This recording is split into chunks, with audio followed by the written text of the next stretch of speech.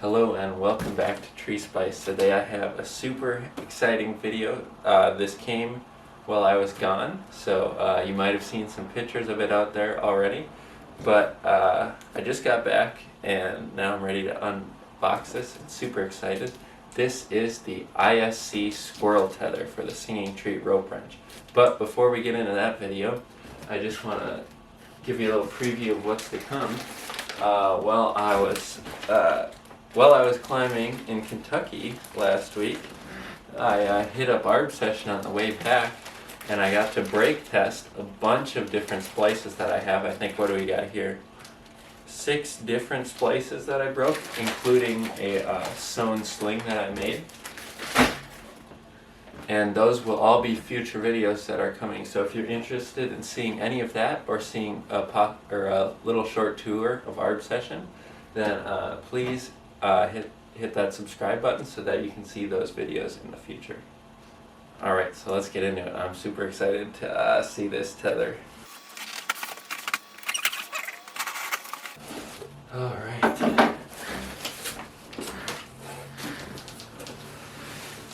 Ooh, a buff. An able rope one. Cool. And a red sacky.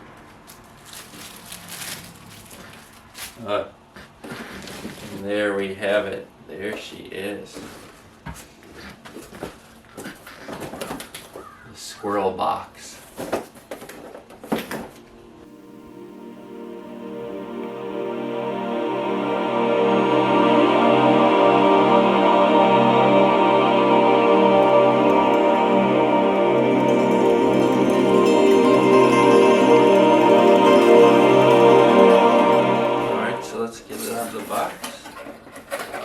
Go. Ooh, this thing looks beautiful. Oh yeah. I am so excited to use this. Looks like we might have some spacers in the box, like some washers. Comes with a free buff, like all good ISC stuff. And that's about all that's in the box. My first impressions of this right out of the box, something I was really excited for on this tether was that on the notch one they had kind of those more triangular shapes, kind of more weight reduction in mind. It kind of felt like in their I-beam structure for the tether that they said were rated, but it felt a little bit weird, the idea of loading something that's not circular so that you're not getting kind of like normal pressure on a carabiner. I don't remember if that was the exact detail or not, but on this ISC tether, it looks like the whole thing, at least to my understanding, is rated for 24 kilonewtons, so almost the ANSI standard. But that would be kind of sweet to be able to put life support through these guys. But you also got like a regular double attachment point pulley at the bottom there, which is also something that I'm super excited about. One thing that I would have probably liked to have seen done better is this this hole for the wrench itself is really nicely done, but these tending ones have a bit slightly sharper, less finished edges, and the anodizing looks a little bit messed up in one of them. They definitely could have been just kind of reamed the outside to make it a little bit softer, but still I like these circular, just simple holes much better as opposed to the idea of the triangular holes. But yeah, and then you just have this adapted Flotec pulley on here, which yeah, we'll cut that open so we can open it up. Hopefully not scratching anything, but probably. Oh, huh. Okay, that's interesting. So when you open this up, maybe I'll change that, but you can see the Flotec pulley is mounted to one side of the tether using this kind of security screw, and then you have your 2 attachment points.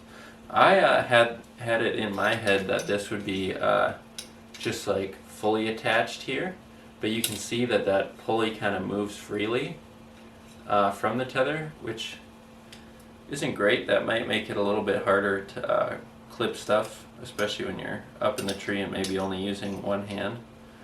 But yeah, so I don't know, maybe I'll epoxy that into place, because I don't want that to move when I'm putting something on. Also, I guess for me, the way I put stuff on, I would maybe prefer to put it on from the right side, but that's whatever. That's just semantics. I could definitely put it on from this side, but yeah, maybe I'll climb on it for a while and see how much it bugs me, but I might think about epoxying it so that these holes are just always lining up on there. Yeah, super excited to toss my rope wrench on here and take this thing out for a climb. So I will see you guys out in the woods. Just doing a quick length comparison.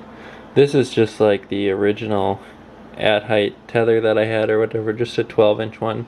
And this is like the same profile size as this system. So yeah, I think actually what I'm gonna do to keep this, like, you notice that if you like hold it up, it kind of sits the way you want it to be able to click it easily. But I don't really like that it jiggles around a lot. So maybe I'll just throw a piece of tape in around here for now, just to hold it where I want it to be. But yeah, let's swap over the rope wrench. I'm not gonna make an install video, but the only thing you need to know is if you have the regular rope wrench, the RP280, then you do not need the washers. Oh, it was in this bag. You don't need the washers that came with this thing. The washers are only for the 13mm optimized rope wrench. So it's just a straight swap over. There we go. It's all on there. My original rope wrench is on the new rope wrench tether. So the notch one has a spring-loaded system, whereas this is just a hard stop right there. So we'll see how much I like that. Hopefully it doesn't interfere with tending too much. I don't think it will. I would be surprised if that was an issue and they still went forward with this design. But yeah, super excited to go try this out. So just a rundown of how this kind of streamlines the setup. I mean, in my system before, I was using the, I don't like using a double attachment point pulley just because of how heavy it makes it. I like to, I guess more now, I like to just dedicate to just the single rope system.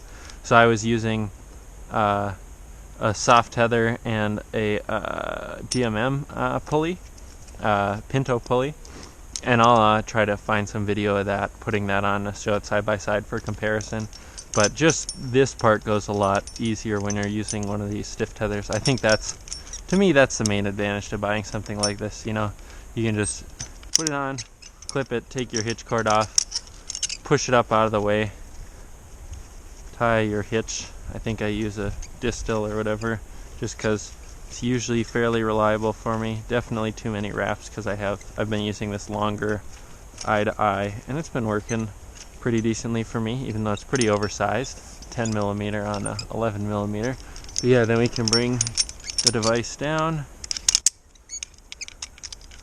close the rope in there. Now, instead of finicking around with, like, if you use the ISC pulley, you're finicking around with both side plates and then also trying to hit that soft tether. Now with this system, we just clip those sides so easily and then just tuck that other end of the eye over, and it's on super quick. Definitely much quicker and much less frustrating. So after climbing on that a little bit, I just reset this for a flagpole, and as soon as I had the rope wrench redirected over a limb, and then I was paying it out, so it was like feeding over them. Yeah, because I was doing this flagpole setup to retrieve my line. I found myself wrapping my pinky around just above the hitch cord, and then holding the rope wrench down with my top two fingers, just being careful to make sure that my gloves don't get sucked into it. And this works pretty well. I think this works just about as well as the easier way of just collapsing the whole thing with a flexible tether. But this thing tends so much better. Like all these metal mechanical things, whether it be a hybrid device like this or an actual fully mechanical device like the rope runner, it's gonna tend a lot smoother because it can direct everything like perfectly straight through there. And so I think this tends pretty well.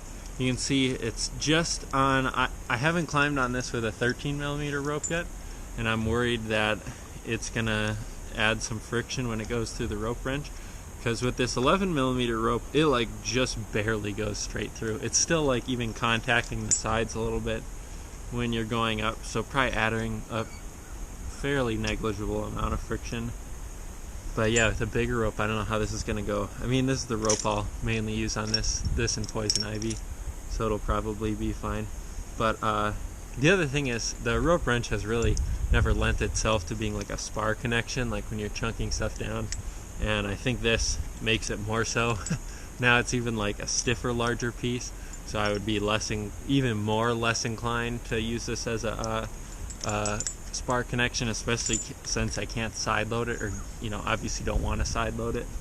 So I think for spar connections I'd still just stick to either a flexible tether or my rope runner ideally. But yeah, I had fun climbing on this. I'm excited to use it a lot more at work and get used to it. And yeah, it's definitely easier to put on and off. I think that's the biggest advantage to a device like this. Primarily it making it easier to assemble the system either in the tree or on the ground in less amount of time and less frustration, a more streamlined process. And then secondarily, that it tends a little bit better. You do get an advantage with the tending, but downsides are it's a little bit heavier. Can't side load it. It's yeah, just a little bit bulkier, but it's definitely a fun piece of kit, and I'm excited to play on it a lot more. Just wish that, I don't know, I guess this hard stop is starting to annoy me, but I think I'll adapt and I'll figure out a way to work around that and still really enjoy using this device. Alright, so I got my 150-foot rope set up in between these two red pines, and it's not perfect, but it is fun. I would say my final thoughts on this ISC tether is that I gotta get used to paying out slack without being able to collapse it all the way, because it's really annoying me.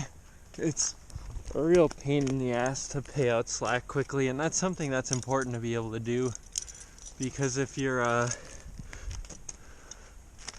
say you're like pruning and you're limb walking, it's really important to be able to pay out slack quickly, and redirecting and everything. It's just a pain.